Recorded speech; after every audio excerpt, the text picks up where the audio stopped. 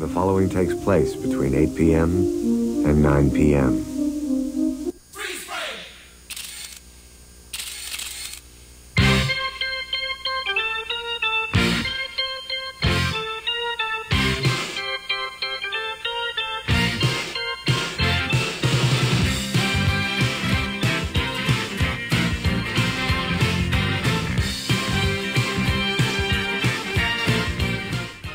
And hello again, everybody. Welcome to another edition of Time Out for Sports Talk, another special edition. It's our Patriots playoff preview edition. We're back for round number 2 here.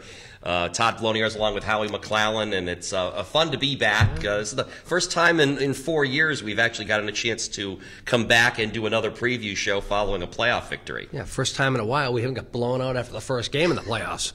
And then the next game, and then the next show we just come back. We have our Super Bowl show. Yeah, we miss one, and then we come, and then that's it. Right. Yeah, we have the Super Bowl show to talk about the other teams involved. But this year, Patriots are still alive for that, thanks to, of course, the headline here, and as you saw, Stampede, Patriots routing the Denver Broncos 45-10. Which, by the way, because of the final score, I happen to win the pool at work for entertainment purposes only. Yes. Because I had 5s and 0s in the weird square thing. And someone said, "Can you just put your name here?" And I said, "Oh, yeah, I can do that. Is this all for fun?" They're like, "Yeah, it's for fun." I thought those fun squares only came about for the final. No. Game. We do all that. I do have to say one thing. I am really disappointed in you tonight. You're disappointed in me tonight? I am disappointed in you tonight. Why?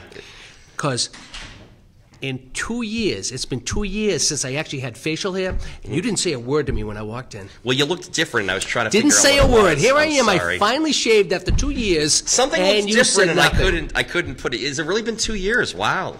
You I did not realize it was that long. I am just like, sorry. You didn't even say anything. Well, something did look different about you, and I was trying to figure out what it was, and I didn't realize it had also been that long. So now what is that? I mean, isn't that kind of, why did you break it up during the Patriots playoff run? Don't you normally you either keep the beard on or you take it off before or after? Well, I figured Welker decided to grow one now, so I figured I'd take mine off.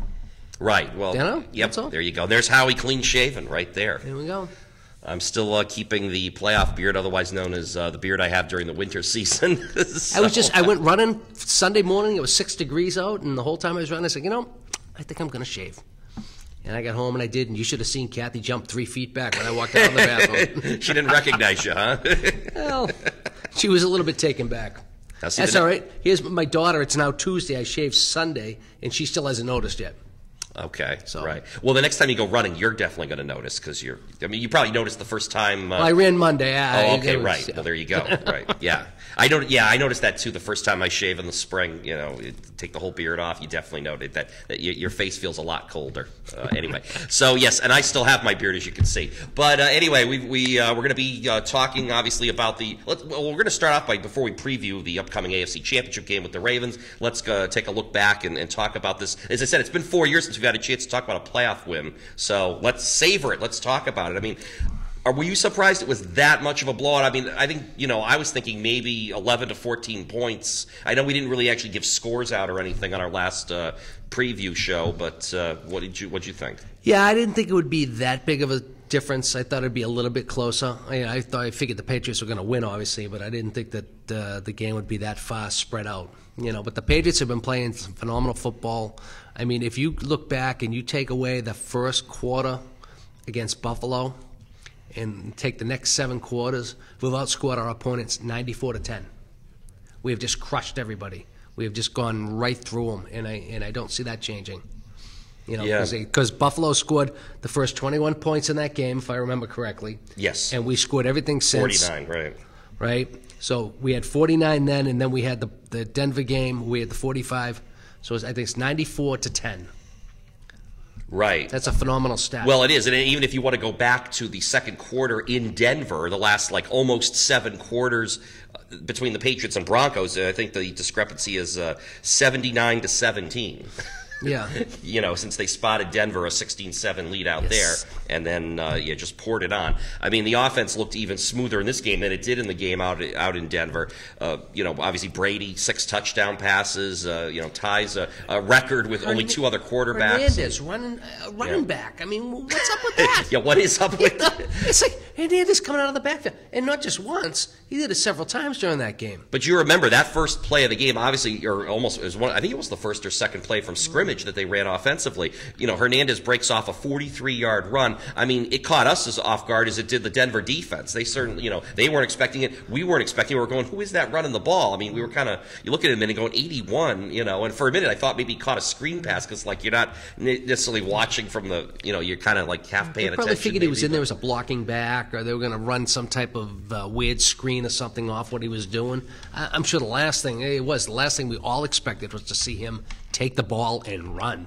Like he was Ben Jarvis, Green Ellis. Yeah, and some of his cutback moves and juking moves, I mean, were just as good as anything Green Ellis has done as well. I mean, 5 carries, 61 yards for Hernandez. He actually led the Patriots in rushing, not a big surprise. It is a big surprise. Well, not 61 yards it, maybe isn't, but the fact that he was the leading rusher. Yeah, that part of it was. I mean, it just goes to show you that, I mean, they've lined him up in so many different positions this year, whether it's been H-back or out in the slot, out on the wing, and now, in the backfield. Certainly, the Broncos weren't expecting it, and that's got to be something now in the back of Baltimore's mind looking ahead. Exactly. That, you had the pooch punt from Brady. I mean, they were just pulling out all sorts of stops.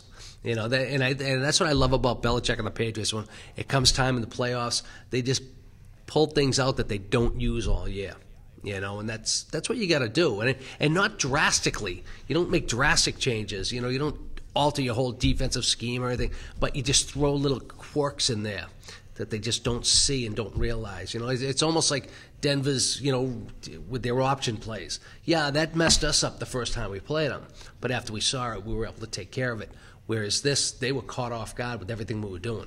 Yeah. Well, continuing on with the Patriots offense too, Brady, as we said, very sharp, 6 touchdown passes, 3 of those to Rob Gronkowski. I mean, Denver couldn't defend Gronkowski a whole lot, although he actually ended up with 4 catches in that first meeting. This time, I mean, they couldn't stop him at all. 12 catches, 145 yards, and the 3 touchdowns. I mean, he just, that first touchdown too, which I believe we have a photo of the catch. Gronkowski kind of just laying himself out, made a great diving catch on that. It was one of the prettier catches you've seen. I mean, you'd be impressed if a wide receiver could have made a play like that, but for a tight end, and again, I guess nothing he's done should surprise us, really. Yeah, and the big thing too was, I mean, one of the reasons he was able to catch us because his paws are so big that he was able to get his hand under there. So even though he went down and he hit, I mean, look at it, you can barely see the ball.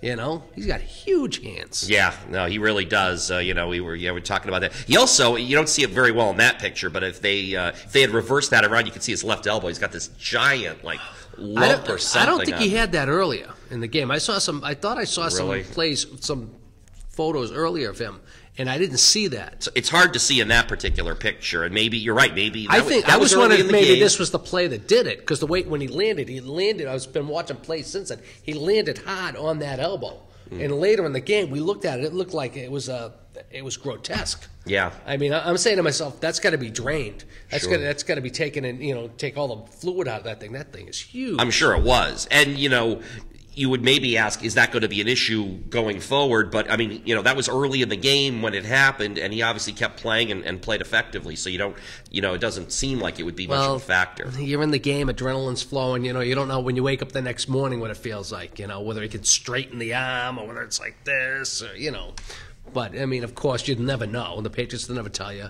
They might take that thing, slice it like Rocky's eye, get the blood out of it, get the fluid out of it, stitch it up, get out there and play. And, the thing we'll know is if he comes out with an elbow pad on next game, then we'll know there's a problem. I can almost guarantee, whether there's a problem or not, I think he probably will come out with that anyway, just for some extra padding, so he doesn't land hard on it again, trying to make another diving catch. Back to Hernandez for a quick second as we're talking about potential injuries. I mean, Hernandez stays in the game late in that game. Looked like he got his bell rung, came off looking a little woozy off the field. But, in the post game, he seemed to be okay. I mean, he was talking coherently. I would tend to take that as a good sign. I guess they passed on doing an MRI or anything, or the tests that the NFL is now actually requiring that players do when there's a potential concussion involved. So I guess he's okay, but it did look like he got shaken up. I think you would have known by now if there was an issue with that, but only because of the way the NFL's coming down on concussions. So if there was any question on that, the NFL would have come out and said there's a problem. Not the Patriots wouldn't have.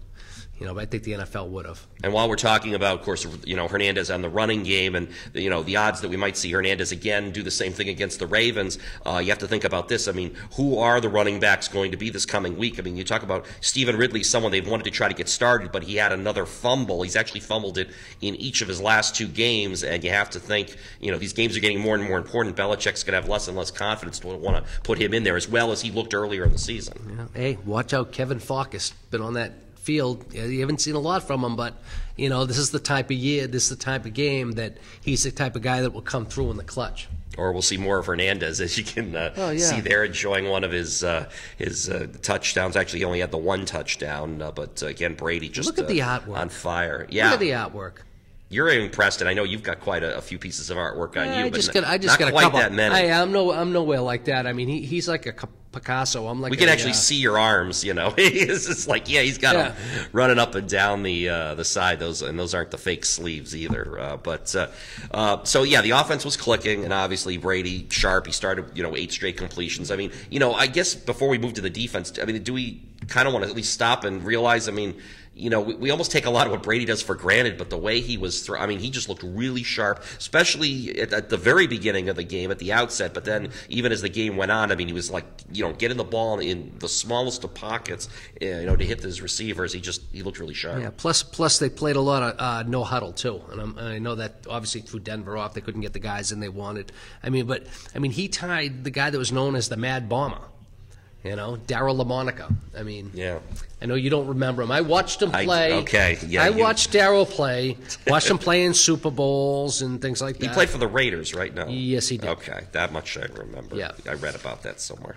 Yeah, he was right after George Blanda. You remember him? I remember the name again, but did not see him play. Yeah, when Darryl came, George went from quarterback to kicker.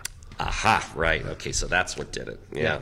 And then when he filled in when LaMonica got hurt, Blanda came back in and played quarterback. I do remember the other guy who threw the 6 touchdown passes in a postseason game, Steve Young. That was actually in the Super Bowl against the Chargers. But that's only because you're young. Right, well... Relative. Everything's relative.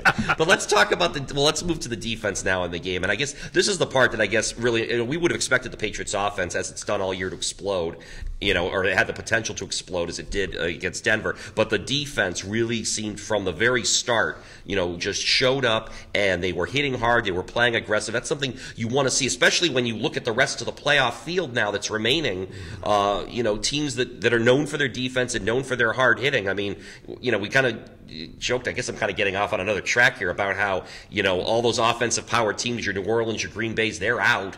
And it's the hard-hitting defensive teams that are still in. The Patriots are kind of the one exception to that with more offense than defense. But it was, just getting back to it, it was encouraging the way, they were able to kind of smack Denver around and even get pressure on Tim Tebow. Yeah, well, I think a lot of it was that they saw what they had to do with that offense that they run, and they just got back to basics and they just played their positions, covered their slots, did what they had to do.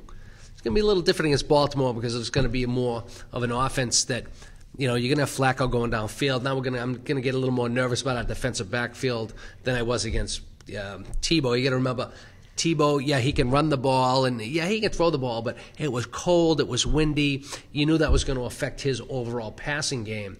And by swallowing up the running game, they just took everything Denver had away. If it was the weather was better, things like that, maybe Denver might have had a better game plan. Maybe their passing would have worked a little more. But, we were smothering against them. But I think a lot of that was because it's almost like playing your lanes and just playing your position. And that's what the Patriots have always been great at. That's why they always say, just do your job. Your job is to do this, watch this guy, don't go here, follow him. And that's why they were able to stop that. But, Flacco's going to air it out a little bit, and he can. And that might be a problem coming down the stretch. I don't think it's going to be the difference, but it's going to make the game a little more interesting. Well, yeah, I mean, obviously the difference here now is that, the Patriots next are going to be playing a team that runs a more conventional offense. As you pointed out earlier, the Patriots really did a nice job adjusting to Denver's option with Tebow, and the fact that they had played him already. I mean, I think that's where, they were able to make the adjustments. And you talked about people, everyone staying and staying on the field where they were supposed to, filling their lanes. I mean, Rob Ninkovich had to be one of the unsung heroes, a guy who wears Mike Vrabel's old number 50, and he was playing a lot like Vrabel. I was just saying exactly how he played. Could we be seeing another Mike Vrabel in the midst? We're looking for someone on the defense to step up and make plays. Ninkovich made a few in the win against Denver. Oh, yeah, he was big in the game, especially early in the game. He had a couple of sacks, a strip sack. I mean, he was really big in the game. But that's all part of, again, doing what you're supposed to do. Don't get fake. Don't get fooled. This is what your job is. When you see him do this, you go right here. You don't deviate. You don't take the fake. Even if he throws the ball, you still follow him. And that's what he did. And that came up big. Two other big plays are people that were back. I mean, they didn't play in that first game against Denver, but they appear to be healthy and really made a presence, especially stopping the run, which is going to be big with Ray Rice coming to town this week. But Brandon Spikes and Patrick Chung both back in there, and again, that physicality that I mentioned before about how the defense seemed to have a little bit more of an attitude. I think having those two guys back was a large reason why. Yeah, Chung's good for that. He reminds me of a semi-Rodney. He definitely he likes to make sure that when you get the ball, you get in his area, you're going to know that Patrick Chung was there. I mean, he's going to put some wood on you, and that's what I love about him. That's why we missed a lot of that during the season. So that's going to be big coming up. But we can't spot Baltimore a big lead.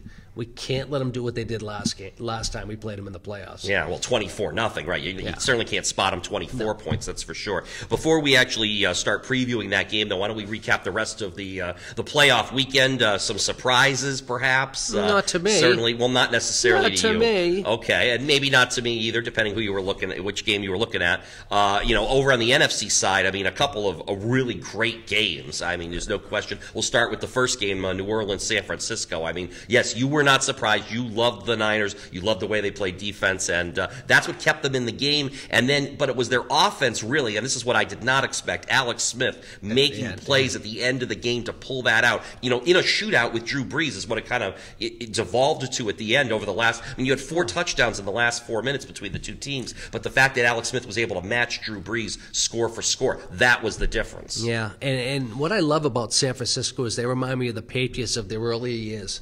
We talked about this earlier, that when you get the ball, you're going to know that they're there. They're going to hit you. They're going to hurt you. They're going to drive you into the ground, and you're going to get up and they're going to do it again, do it again, and do it again. And by the third quarter, you're going to be starting to wonder where everybody is because you're tired of getting smashed. And that's why I won't be surprised if they take the Giants and they go on to the championship. I really love their defense. I think they play really hard-nosed defense.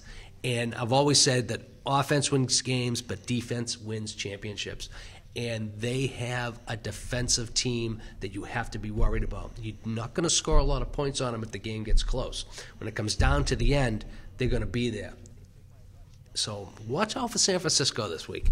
Yeah, I mean, it really makes you wonder. I mean, I've heard some talk after the game, too, that, obviously it's Jim Harbaugh, right?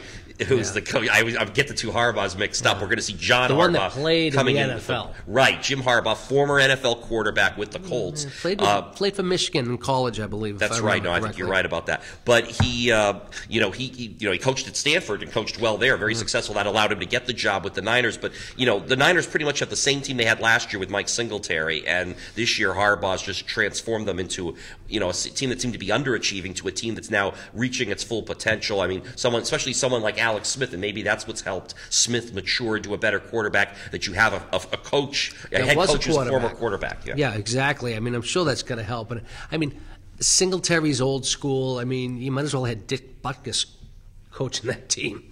It's my way or the highway. You're going to do it this way, and I think he saw everybody as the same, whereas a coach like Belichick or a coach like Francona would treat individuals differently, all in the same concept of what they're trying to do, but everybody's not the same.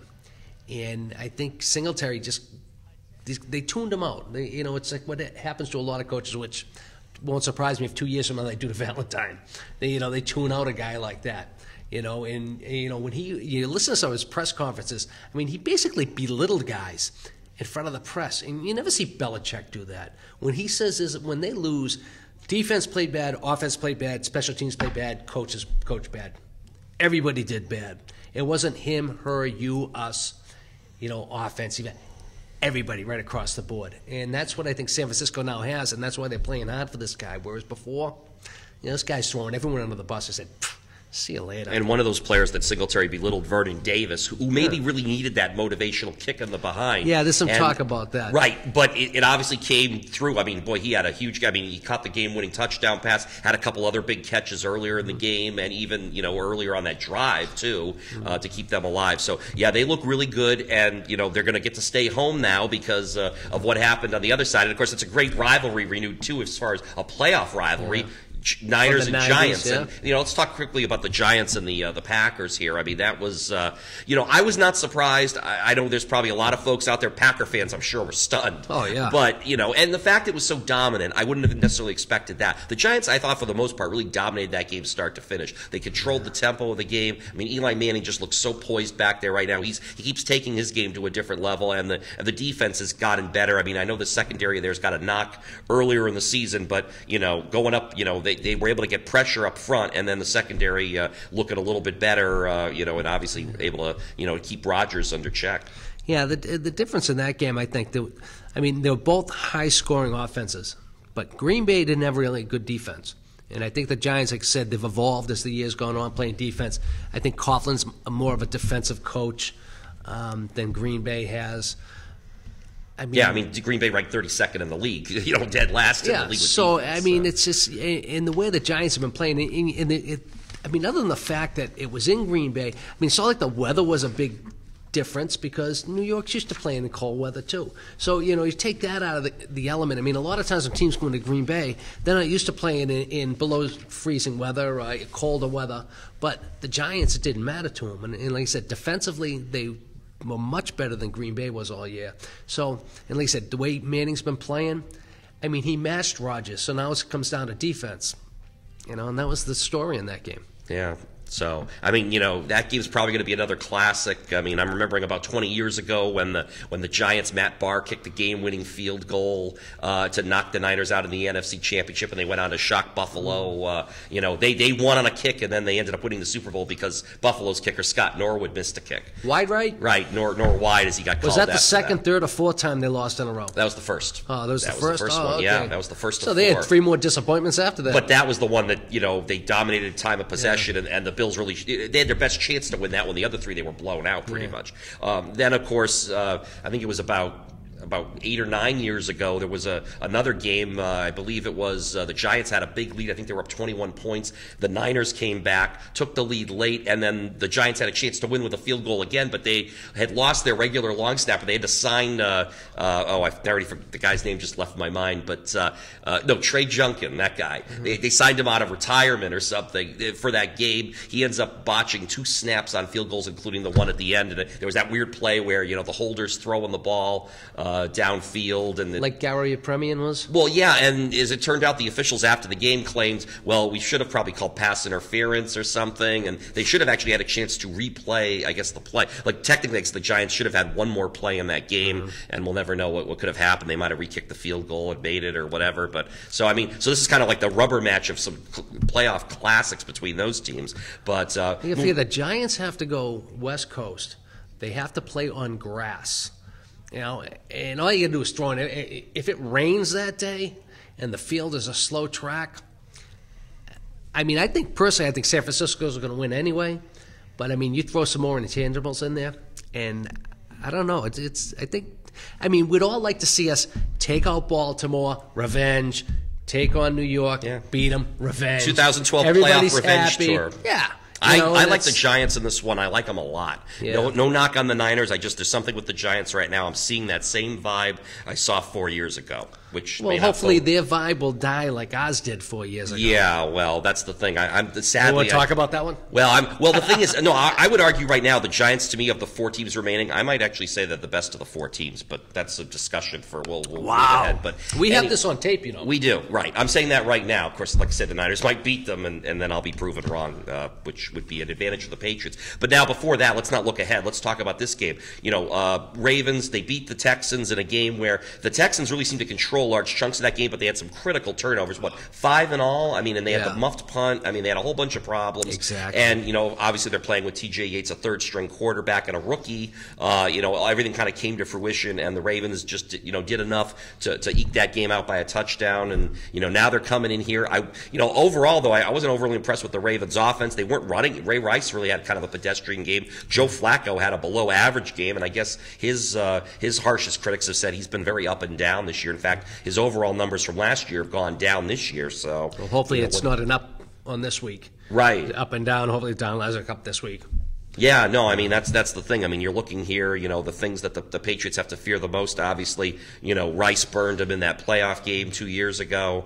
And generally speaking, I mean, these games are always, with the exception of that one playoff game, I mean, the Patriots are 6-1 lifetime against the Ravens, that being the only loss. And all the other games have been close, though. Even the 6 wins, they've all been, within a touchdown. Exactly. That concerns you. But I don't know. They don't scare me like they did a couple of years ago. Yeah, these aren't the Ravens from 2 or 3. I mean, that defense is another year older. I mean, obviously, Ray Lewis and Ed Reed, you can have a lot of respect for them. And, they still were making plays even Sunday. Hall of Famers, going to go down as some of the best in their position. Right. But and even on Sunday, they were making big plays. But Reed looks like he could be hobbling. He hurt his ankle, I guess, on the last play of the game. Yeah. He's going to play, but, I think he's not going to be 100%. Yeah, there's a lot of things. I mean, overall, I don't want to get overconfident here, but I like the Patriots in this situation. I think also that the whole tight end matchup, how are the Ravens going to be able to defend that? They haven't tried, they haven't seen the Patriots this year, so other than looking at game film, they haven't, how are they going to be able to defend both Hernandez and Gronkowski? Exactly. And then if they do try to do that, then they got to worry about Welker, and they got to worry about Branch,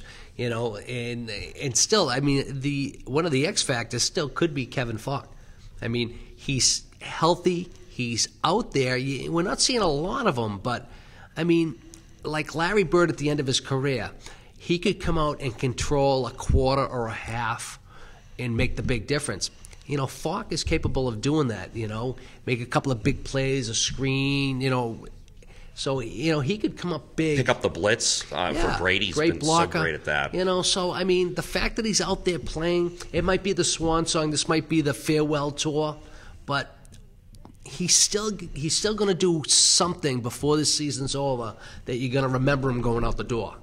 And this could be the game. I tend to think you're right. I mean, another thing, if you look at the Ravens-Texans game from last week, where the Ravens, or I should say, where the Texans had most of their damage in that game, Yates passing, he seemed to be able to throw over the middle, and that's the Patriots' strength. That's Brady's strength. I mean, the tight ends go over the middle. Welker, maybe someone like Kevin Falk coming out of the backfield. We've seen that many times. Gazillion times. Right. So, I mean, that, again, that gives me reason to think, the Patriots, despite my confidence in the Patriots able to pull this game out, I still think it's going to come down to probably like a touchdown game. And maybe it'll be something where they're up 14 and the Ravens score late to make it a little closer or something. But I still think it's going to, I'm thinking something like maybe 31-24 or something in that range. I'm hoping you're wrong. I'm hoping we can relax and enjoy the fourth quarter and, laugh and joke. But we had one relaxing game already. I mean, to be realistic, Well, I just want a relaxing fourth quarter now. Oh, okay. Instead of a full half. Game. Yeah. Or a full almost 3 quarters, the way that game was really going. Yeah, that game was over at half, and it still had some of the highest ratings. Yep. Yeah, that's exactly it. So, 3 o'clock kickoff on Sunday at Gillette Stadium. As you can see, by the time the game ends, it will be dark. As it is right there in our picture. We actually started with, I think, a daylight shot, but it will be dark when that game is over. And, of course, that'll lead into the NFC Championship game, Giants and Niners. So, a couple of great games, and we're ready for Conference Championship Sunday. Exactly, right? And then on to Super Bowl Sunday. Yeah, hopefully. Well, anyway, our next... hopefully. Well, no, there will be a Super Bowl Sunday. It's just a question if the Patriots are playing. No question. We're back with our next live show on January the 30th. We will be live that night taking phone calls. It's our annual Super Bowl preview show, so hopefully we'll be previewing Patriots, and, well, as Howie says, we will be. Patriots Didn't I and tell you Giants last or week Niners. that we would be I here know. tonight? Yes, you did. You did say that. We'll be here tonight. We'll be here to be talking about the Patriots. But you and didn't the say you Super were going to Bowl. shave your playoff beard. Well, I'm sorry. It wasn't a playoff beard. I've had it for 2 years. I didn't just grow it. I know. Like I said, kidding, I Howie, wanted I'm to kidding. do opposite of welcome. There you go. There you go. All right. Well, thank you for watching. Go Patriots, and we'll see you January 30th. Good night. Good night.